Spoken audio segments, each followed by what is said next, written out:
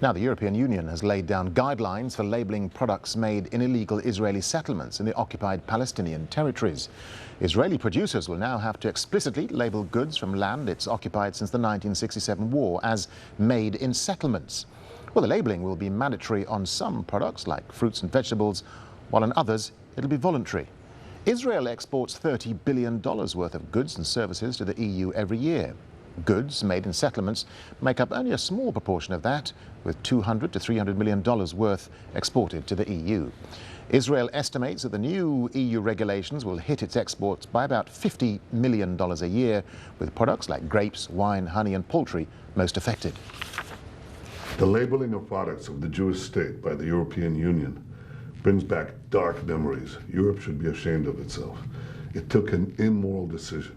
Of the hundreds of territorial conflicts around the world, it chose to single out Israel and Israel alone, while it's fighting its back against the wall, against the wave of terror.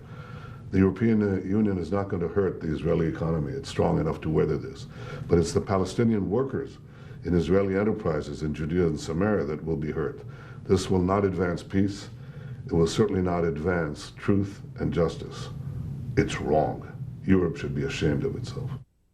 The consumer has a right that's contained in the consumer legislation of the EU to know where the products that they are consuming originate from. We have no reason to believe that this will cause any kind of decline in the exportation of goods coming from those settlement-based factories.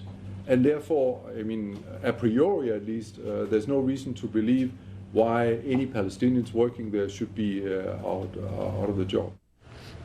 I'm the leading state sponsor of terrorism.